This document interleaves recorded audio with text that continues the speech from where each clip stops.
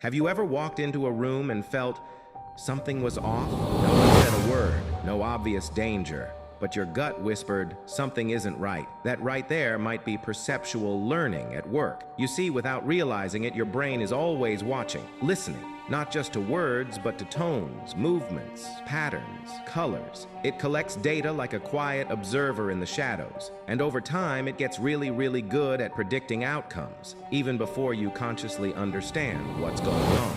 That's what this video is about. Today, I'll take you deep into one of psychology's most fascinating, underrated concepts, perceptual learning, and how it's silently shaping your world right now.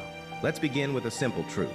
You're not born with expertise. You develop it, but not always by studying or practicing in the way we traditionally think. Sometimes, just by repeated exposure, your senses start to tune in. They become sharper, quieter, smarter. Imagine a bomb squad officer. Over years of working cases, they begin to spot minute differences. A wire slightly out of place, a suitcase that's just too clean. Others may see nothing, but to them, it's a red flag. That's perceptual learning, the senses becoming sensitive to the subtle. But here's the wild part. It doesn't just apply to experts. You've experienced this too. Ever heard a song you hated, but after the fifth or sixth time it didn't sound so bad? Maybe even catchy? That's your auditory perception adapting. Or think of driving. When you first started, everything was overwhelming. The mirrors, the gear, the traffic, the speed. But now, you cruise on autopilot. That's perceptual learning. Your brain has filtered what's important from what's not. But here's where it gets even more fascinating. Sometimes,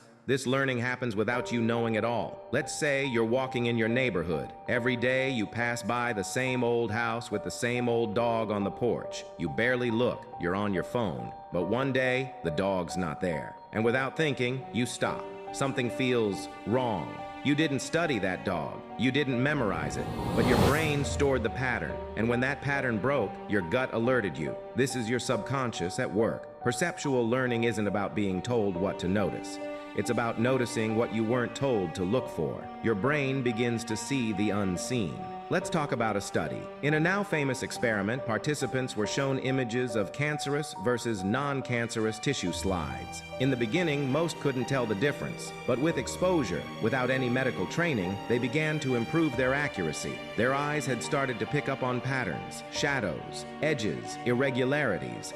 They weren't experts, but their brains were learning. Now imagine if you could harness this power intentionally. What if you trained your perception every day? What if you deliberately looked for the micro-expressions in people's faces, listened to the pauses between their words, felt the shift in someone's posture or energy when you entered a room? You'd begin to see what others miss. You'd understand things without being told.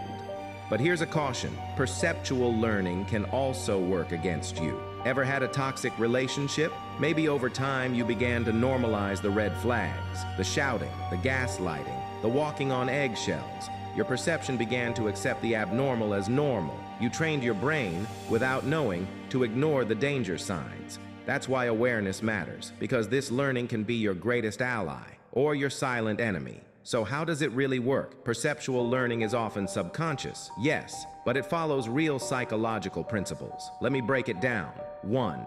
Exposure. The more you see or experience something, the more familiar it becomes. 2. Attention. What you choose to notice becomes sharpened. 3. Feedback. Your brain tests its assumptions and adjusts. 4th, repetition. Each repetition etches deeper neural patterns, and over time, your perception upgrades. Now here's something powerful. You can guide this learning. Let's say you want to become better at reading people. You start by observing facial expressions. You begin watching interviews without sound. You notice how politicians dodge questions, how actors fake tears. You study micro-expressions. At first it's confusing, but slowly you begin to see behind the mask. You can't explain how, but you just know when someone is lying or when someone's nervous. That's perceptual learning becoming your superpower. And it doesn't stop there. Even in music, you can train your ear to detect keys, harmonies, offbeat notes. In sports, your body begins to predict where the ball will land. In love, you start to recognize who's emotionally available and who's not. And just like that, your senses evolve, not magically, but quietly, steadily, powerfully. All because your brain is always learning, even when you think it isn't. So next time you get a gut feeling, don't ignore it. It might just be your perception whispering wisdom you didn't know you had. Now imagine this. You walk into a crowded room. Dozens of voices blend into a murmur, glasses clink, soft music hums in the background. And yet, without conscious effort, you hear your name spoken across the room, even from a conversation you're not involved in. That right there is perceptual learning in action. Your brain has learned over time to prioritize and detect specific stimuli, like your name. It's like a mental radar, always tuned to things that matter most to you. But how does that radar get so sharp? Let's go deeper. Perceptual learning doesn't just happen by repetition. It's not about drilling the same skill 1,000 times. It's about meaningful exposure. When we associate emotion, attention, or motivation with what we perceive, our brain rewires faster and stronger. Take musicians, for example. A trained pianist can identify a single off-key note in a complex composition. Their brain has been sculpted, quite literally, to detect those details. The sound waves entering their ears are the same as anyone else's, but their perception is more refined. Their mind has learned to hear differently, and the same goes for athletes, chess players, doctors, detectives. Perceptual learning sharpens our instincts. It makes the invisible visible, the overlooked obvious. But here's the twist. Sometimes perceptual learning works against us. Ever heard of confirmation bias? When we start to perceive the world in a certain way,